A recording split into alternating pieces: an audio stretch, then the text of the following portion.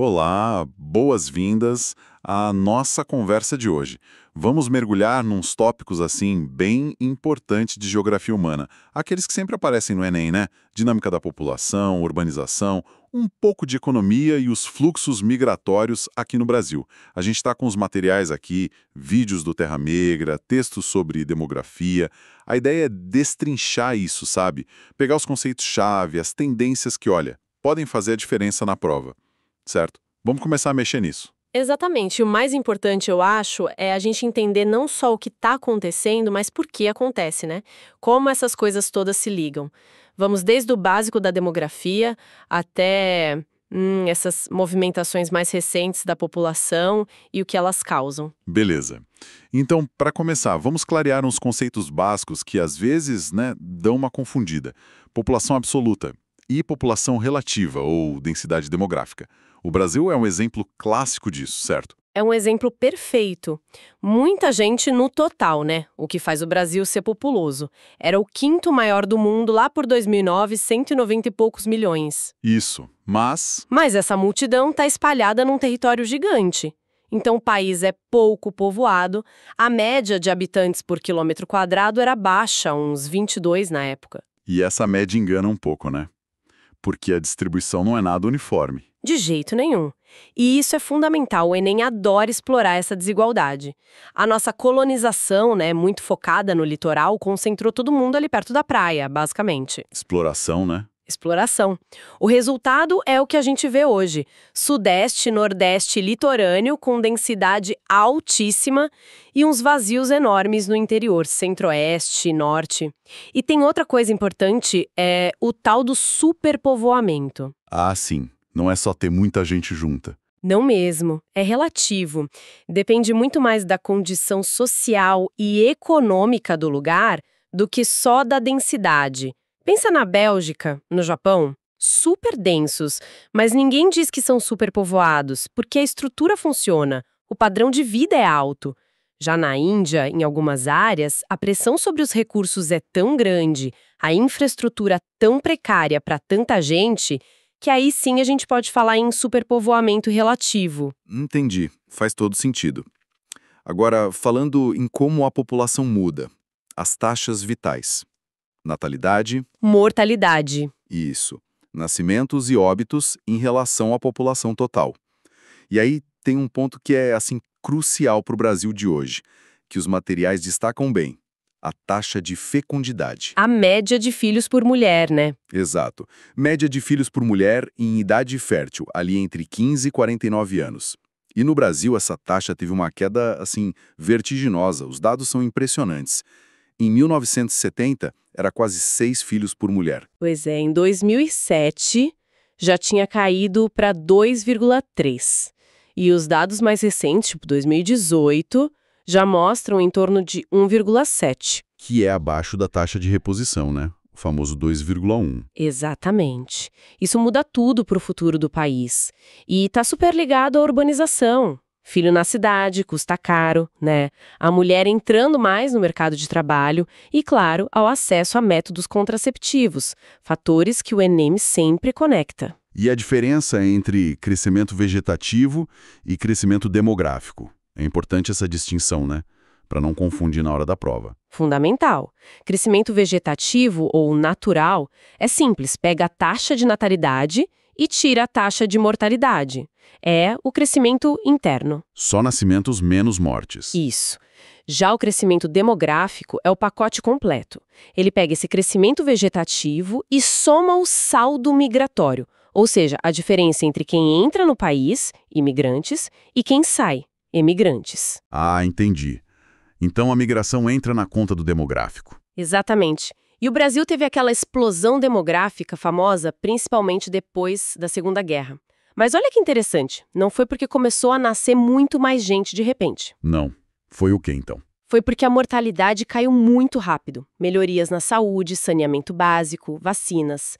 Enquanto isso, a natalidade continuava alta. Aí a população disparou. Só lá pelos anos 70 que a natalidade começou a cair também, e o ritmo de crescimento diminuiu. Sacar essa dinâmica é chave para ler gráfico no Enem. E para visualizar isso tudo, tem a pirâmide etária, aquela ferramenta gráfica, né? que organiza todo mundo por idade e sexo. Homens de um lado, mulheres do outro. Correto. É tipo uma radiografia da população. A gente divide geralmente em 3 partes, né? A base, que são jovens, de 0 a 19 anos, ela mostra direto como está a natalidade. Base larga, muito nascimento. Base estreita, poucos nascimentos. Isso. Aí tem o corpo, dos 20 aos 59 anos, os adultos. É onde está a maior parte da população economicamente ativa, a PEA. E lá em cima, o topo, ou ápice, com 60 anos ou mais, os idosos. O tamanho do topo diz muito sobre a expectativa de vida. E o formato geral já dá muitas pistas sobre o país. Certo. Base larga, como você disse, alta natalidade. País menos desenvolvido, geralmente. Topo largo, alta expectativa de vida. Mais comum em país rico. E quando ela funila muito rápido, tipo um triângulo bem pontudo? Ah, esse afunilamento rápido é um sinal ruim. Significa que a mortalidade é alta em todas as idades. As pessoas morrem muito e morrem cedo. Isso está ligado direto a condições ruins, sabe? Saneamento que não existe, pouco médico, baixa escolaridade. Nasce muita gente, mas a esperança de vida é baixa. O Enem pode mostrar uma pirâmide assim e pedir para inferir como é a vida naquele país. E uns detalhes que às vezes aparecem, tipo umas mordidas na pirâmide, umas partes mais estreitas onde não deveria ser. Esses detalhes são pistas importantes. Por exemplo, se você vê uma mordida muito forte nos homens adultos ali na faixa dos 20, 30 e poucos anos, pode ser um sinal de que o país passou por uma guerra feia recentemente. É a idade de quem vai para a linha de frente, né? Faz sentido. Guerra mata mais homem jovem. Exato. E outro detalhe que a gente vê em quase toda a pirâmide é o topo ser mais largo do lado das mulheres. Ah, é verdade. Por quê? 2 motivos principais. Primeiro, as mulheres, em média, vivem mais que os homens.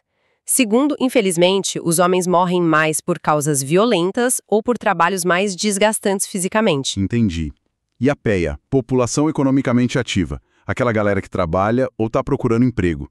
É só quem está no corpo da pirâmide, entre 20 e 59 anos? Não, exatamente. Cuidado com isso. A definição de PEA é pela atividade, não pela idade fixa. Um idoso que se aposentou, mas continua trabalhando ou está buscando um bico, ele é PEA. Um adolescente de 17 anos que trabalha, também é PEA. Ah, então não é pela faixa etária. Não. A PEI, população economicamente inativa, é quem não trabalha nem procura. Estudante que só estuda, dona de casa sem remuneração formal, criança, aposentado que parou mesmo. Aí sim, a maior parte da PEA está no corpo e a maior parte da PEI está na base e no topo.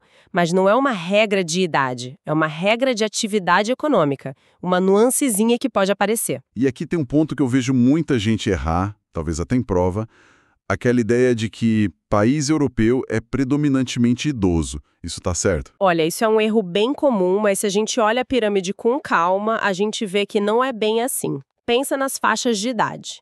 A faixa adulta, dos 20 aos 59 anos, cobre 40 anos. É a fase mais longa da vida para a maioria. Verdade, a gente passa mais tempo adulto do que jovem ou idoso. Exato. Então, mesmo nesses países europeus que estão envelhecendo bastante, a população que predomina, ou seja, que é mais de 50%, ainda é adulta. O que acontece é que a proporção de idosos é muito maior e está crescendo, e isso traz um monte de desafios, claro. Mas dizer que são predominantemente idosos geralmente está errado. A maioria ainda é adulta. Boa, bom esclarecer isso. E o Brasil, como fica nessa foto? Como está a nossa estrutura de idade?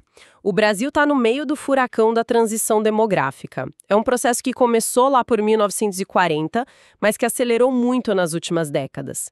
Primeiro, como a gente falou, caiu a mortalidade. Saúde melhorou, saneamento. Vacina. Vacina, antibiótico. Depois, lá pelos anos 60, 70, começou a cair forte a natalidade e a fecundidade.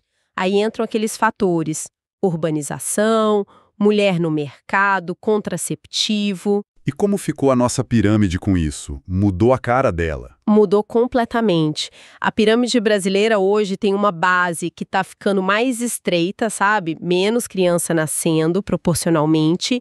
O corpo ainda é largo, resultado daquela época que nascia muita gente. E o topo está crescendo, está se alargando, a expectativa de vida aumentou. Então, o Brasil não é mais um país jovem. Em termos de estrutura etária, não. A proporção de jovens diminuiu, a gente ainda tem muito jovem em número absoluto, claro, mas a estrutura mudou.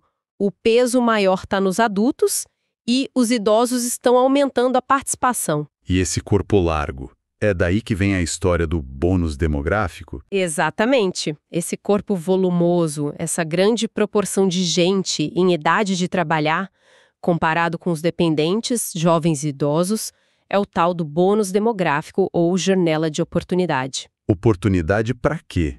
Para a economia crescer, teoricamente, né?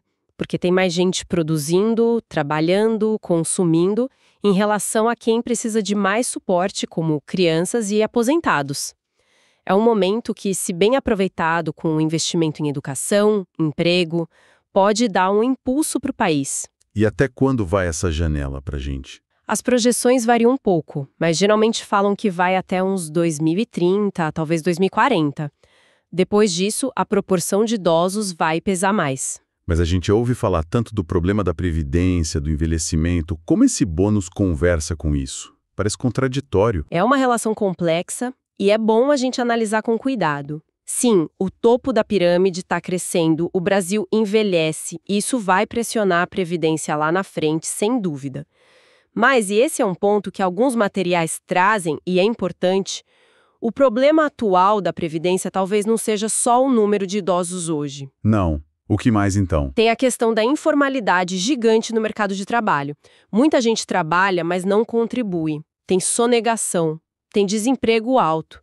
Tudo isso derruba a arrecadação da Previdência, entende? Ah, então o rombo hoje tem mais a ver com quem não paga do que com quem recebe. É uma análise possível e importante. O envelhecimento é um fator para o futuro, com certeza.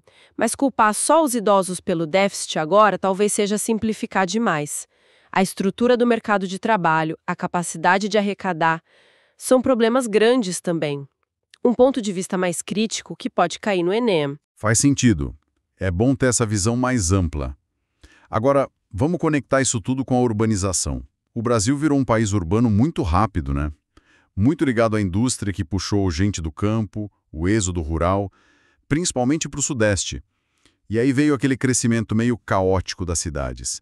A macrocefalia urbana. Exatamente. E esse processo todo gerou uns fluxos migratórios internos gigantescos. O mapa do Brasil mudou. O fluxo mais famoso, que todo mundo lembra, é o do Nordeste para o Sudeste. Foi muito forte nos anos 50, 60 e 70. Buscando emprego na indústria, né? Principalmente. É importante entender o que atraía e o que expulsava. A atração era a indústria concentrada no Sudeste, que já tinha uma base por causa do café.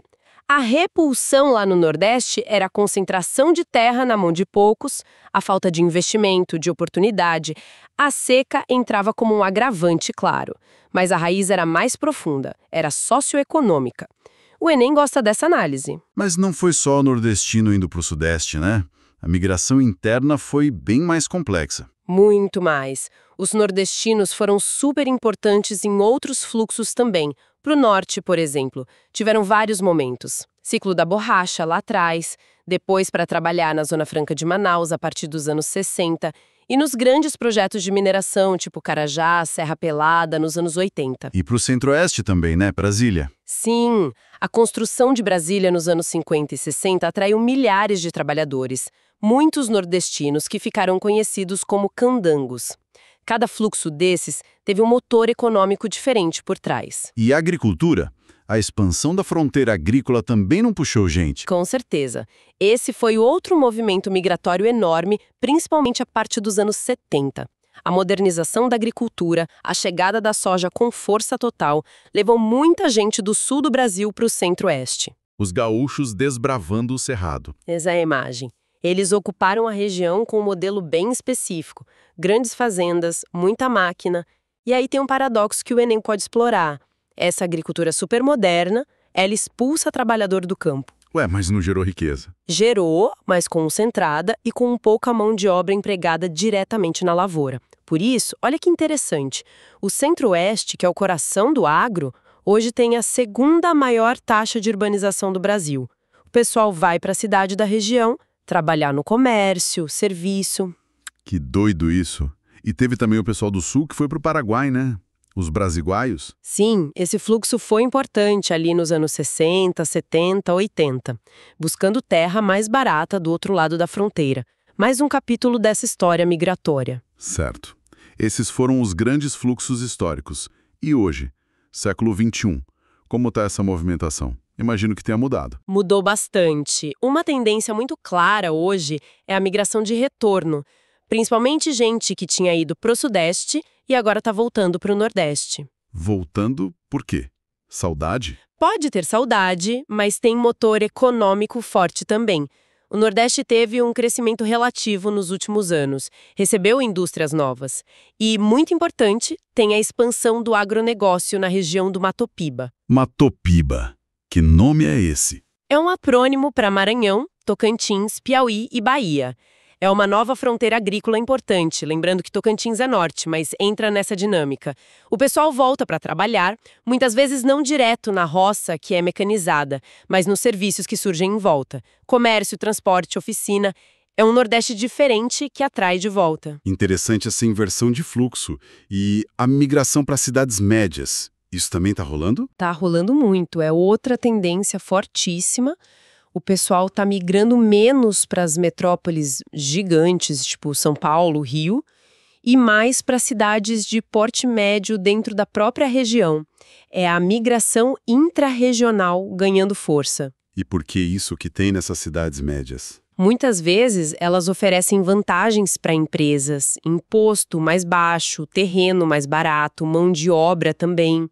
Isso atrai investimento, que gera emprego, que atrai gente. É um sinal de desconcentração produtiva no Brasil. A economia não está mais tão absurdamente concentrada só naquele eixo Rio-São Paulo. É um tema quente para o Enem, mostra uma reorganização do espaço brasileiro. E não podemos esquecer da migração pendular, né? Aquele clássico bate-volta diário. Ir para a cidade vizinha trabalhar ou estudar e voltar para dormir. Exato, isso acontece muito nas regiões metropolitanas. E tem duas caras. A galera de mais grana que vai morar em condomínio fechado na cidade do lado, buscando segurança, e a galera de baixa renda que é expulsa para o município vizinho, porque o aluguel no centro da metrópole ficou caro demais. Mas os dois continuam ligados economicamente à cidade principal. Então, com essa migração de retorno, migração para a cidade média, o que acontece com as grandes metrópoles, tipo SP, Rio, BH, Salvador? Elas estão perdendo gente? Não exatamente perdendo gente em número absoluto, elas continuam crescendo na maioria dos casos. Mas o que acontece é um fenômeno que a gente chama de desmetropolização ou, talvez melhor, evolução metropolitana. O que significa isso? Significa que elas perdem participação relativa. O percentual da população e da economia do país que está concentrado nelas diminui um pouco. O crescimento está mais espalhado. Entende? As cidades médias e outras regiões estão crescendo num ritmo mais forte. É uma mudança sutil, mas importante que mostra essa reorganização do país. Entendi. Vimos os fenômenos, as mudanças populacionais, os fluxos migratórios. Mas como o pessoal pensou sobre isso ao longo do tempo? Aí entram as teorias demográficas, né? Que também são figurinhas carimbadas no Enem. A primeira lá atrás foi a malthusiana. Isso, Thomas Malthus, século XVIII. A ideia dele era meio catastrófica, né? Ele achava que a população crescia muito mais rápido, tipo uma PG, uma progressão geométrica. Dobrando. Isso, e a comida crescia devagar, em PA, progressão aritmética, somando um pouquinho a cada vez. A conclusão dele, ia faltar comida para todo mundo, ia ser o caos pela fome. E qual era a solução para ele? Controle moral, abstinência sexual, casar mais tarde, principalmente para os pobres, né? Uma visão bem antinatalista e, vamos dizer, elitista.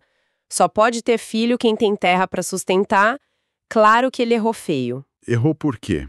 Ele não imaginou a Revolução Verde, os avanços na agricultura que aumentaram demais a produção de comida, e também não previu que com a urbanização, com o desenvolvimento, as pessoas iam começar a ter menos filhos. A própria natalidade caiu. Certo. Aí depois veio a neomalthusiana, já no século XX. É a mesma coisa com um nome novo. Não exatamente. Eles deram uma invertida na lógica.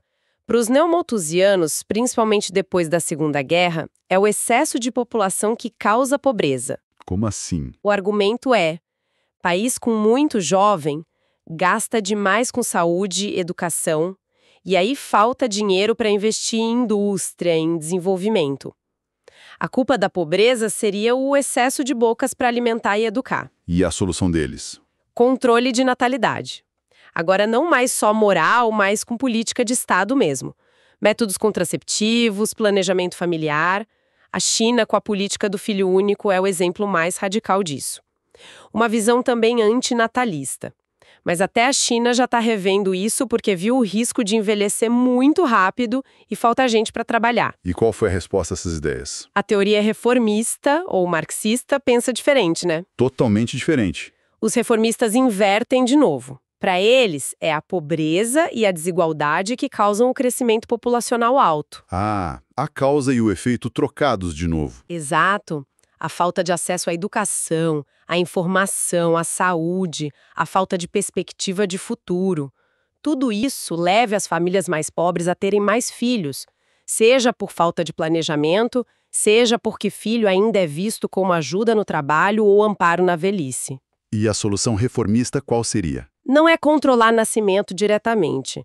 É atacar a causa, promover desenvolvimento econômico com justiça social, distribuir renda, dar acesso à educação de qualidade, saúde. Com melhores condições de vida, a tendência natural seria as pessoas terem menos filhos. É uma visão desenvolvimentista. O Enem adora colocar malthusianos e reformistas para brigar numa questão. Entendi a diferença. E para fechar as teorias, tem a ecomalthusiana. Essa é mais recente. Sim, essa ganhou força mais ali a partir dos anos 70, com a preocupação ambiental crescendo no mundo. O foco dela é a relação população versus meio ambiente. O planeta não aguenta tanta gente. Basicamente, essa é a ideia. O crescimento populacional exagerado pressione os recursos naturais, água, terra, energia, e aumenta a poluição, levando à degradação ambiental. A solução, para eles, de novo, o controle do crescimento populacional, mas agora justificado pela questão ecológica, pela sustentabilidade. É antinatalista com uma pegada verde. A gente vê essa ideia até em filme, né? Que viagem, hein? Passamos por um monte de coisa. Conceito de demografia, deciframos a pirâmide etária, vimos a transição demográfica do Brasil com o bônus e os desafios do envelhecimento, mergulhamos nas migrações, êxodo rural, retorno, cidades médias, urbanização, desmetropolização, e ainda vimos as teorias que tentam explicar tudo isso. Foi denso. Foi denso, mas é um pacote de temas super conectado e fundamental, né? Vimos como o Brasil mudou de perfil, de país jovem para essa fase do bônus demográfico, já de olho no espelho e vendo os cabelos brancos chegando, e como as migrações redesenharam e continuam redesenhando o país, com essa desconcentração acontecendo, as metrópoles mudando de papel, são peças-chave para entender o Brasil de hoje e, claro, para o Enem. Com certeza. E fica até uma provocação final, né?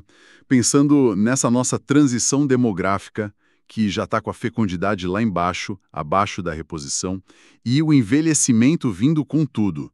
Que outros desafios e talvez até oportunidades a gente vai ter pela frente, além daquela discussão batida da Previdência? Boa pergunta. Como é que a gente adapta cidade, transporte, mercado de trabalho, sistema de saúde, política social, para essa nova cara do Brasil que já não é mais futuro, já está aí.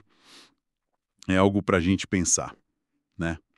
Bom, esperamos que essa nossa conversa profunda sobre os materiais ajude a clarear as ideias sobre esses temas tão importantes. Valeu e até a próxima!